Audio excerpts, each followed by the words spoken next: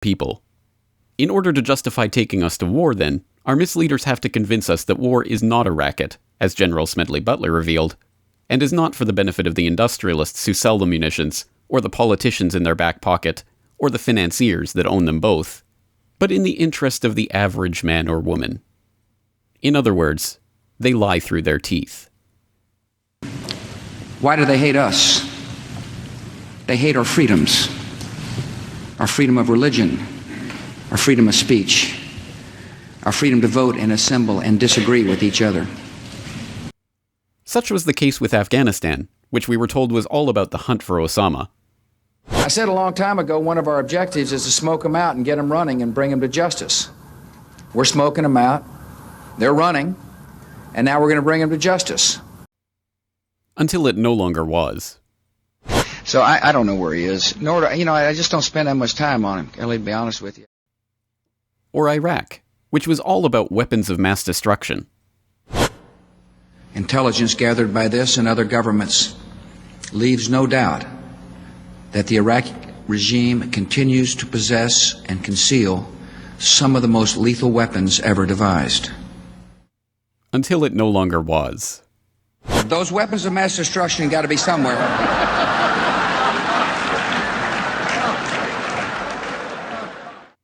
By the time the original lie is exposed, it no longer matters why the war was started, only that it continues as long as it needs to.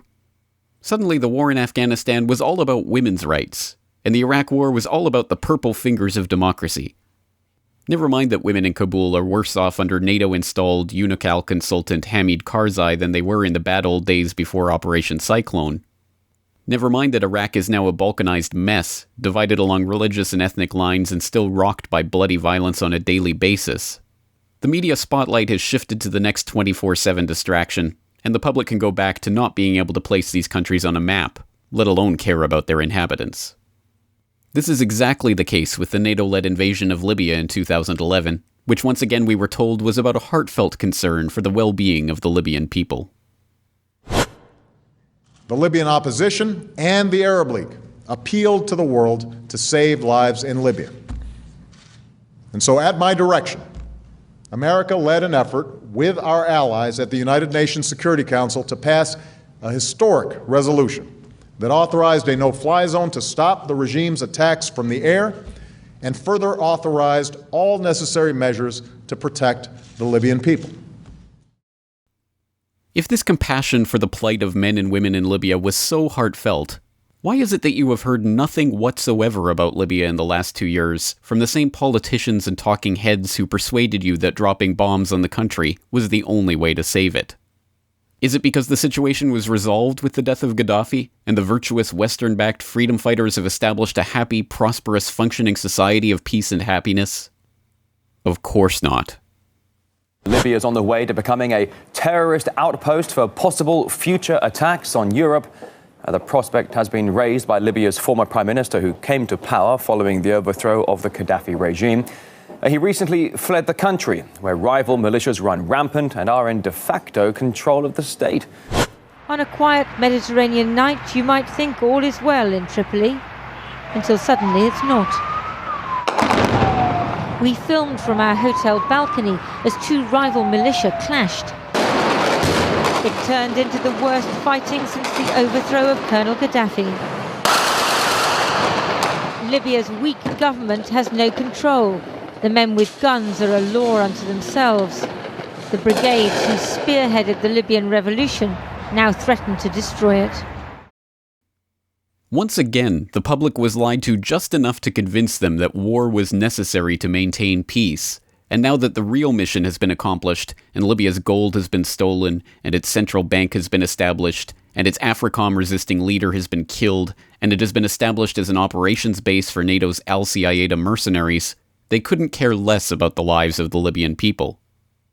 Earlier this week, Faraj Mufta, a spokesman for the largest Arab tribe in Libya, the Warfala tribe, joined me on the Corbett Report to discuss what life is like in Libya now that the NATO powers and their foreign jihadist assets have taken over the country.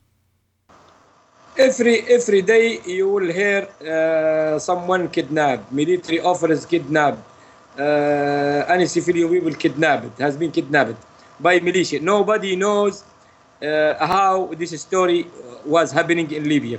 From few hours now, from 3-4 hours, just in Benghazi, our friend civilian, he is a teacher for university, has been killed by terrorist groups in Benghazi, and they announced that they will kill anyone against them, from police office, from military, from anyone who is not member of Al Qaeda or terrorist groups will be killed. You know, this is the truth, and this is the way in Libya now, and this is the new stories now. Muslims Brotherhood members, terrorist groups in Egypt, since the revolution 30 June in Egypt by General Sisi and his group against these groups, they ran away to Libya and they start to make trouble against Egypt and against Libya, from inside Libya, from Derna and Benghazi. And Musrata now, this is the main center for training terrorist groups. Derna as well, the main center for Al-Qaeda groups from all the world. There are those who have been trying to spread the word about this grim reality to anyone who will hear it, but unsurprisingly they have been ignored, shunned, and even threatened by the same US government that once mouthed its concern for Libya. A prime example of this phenomenon are James and Joanne Moriarty, two Americans working in Libya since 2007, who became first-hand eyewitnesses to the bloody war waged against the Libyan people in 2011, and the aftermath of cover-up perpetrated at the highest levels of political office. Joanne and I were asked in May if we would go into Tripoli to head an NGO fact-finding commission. We agreed to do that. We went to Tripoli. We were there for 100 days. After the first few weeks there, we were trapped and could not get out of Tripoli. In the end, we were captured by Al-Qaeda. We'd been put on their kill list because we had had the audacity to tell the Libyan people that they had the right to determine their own government. We were taken to the Al-Qaeda torture center, which was the Mahari Hotel. We were there a long time. So we had maybe 200 gigabytes of videos and photographs of what happened during that time with NATO. We had many, many personal interviews of people with their personal stories.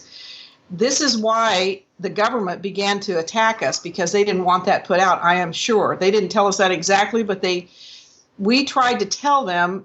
For more than 2 years, we contacted every politician in Washington, D.C., Texas, Oklahoma, Louisiana, anybody that we could talk to that held any kind of position in security and homeland security and terrorism and safety, etc. No one in Washington, D.C. would talk to us. We would get through their gatekeepers. Joanne was diligent 6 or 8 hours every day trying to find someone so we could tell this government how wrong-footed we were in Libya, how we were supporting Al-Qaeda, Muslim Brotherhood, Ansar al-Sharia. We knew about Benghazi happening 6 or 8 weeks before it happened. Couldn't tell anybody. We didn't know specifically that Chris Stevens was going to be killed, but we knew that there would be attacks on all the U.S. properties in Libya. We told on people, 9/11. but they wouldn't listen. Nobody listened. No one listened. The treatment of the Moriartys, including their blacklisting in business circles in the United States and the numerous death threats they've received from government officials, is reprehensible. Those who are concerned about their situation in particular, and the real aftermath of the Libyan war in general, should see their website, LibyanWarTheTruth.com, and consult the DVD documenting their experiences for more of these details. But as long as we continue letting politicians lie about their concern for people around the world, whether it be the Egyptians in Tahrir Square who are now living through an era of chaos and upheaval while being virtually ignored by the politicians and commentators who pretended to care for them, or the Ukrainians who have just been signed into IMF debt slavery by the same forces that pretended to care about their plight, the same scenes of violence and misery will take place over and over again, at the expense of the masses, and for the benefit of the few at the very top. For citizens of the NATO countries who insist on blindly supporting the NATO war machine every time it kicks into action anywhere around the globe, and who buy into the rhetoric about helping people around the world and protecting interests abroad, ask yourself this. When was the last time that any war, anywhere, amounted to anything more than a swindle for the benefit of the bankers in the war industry, or anything less than a bloodbath for the average man or woman in the target country?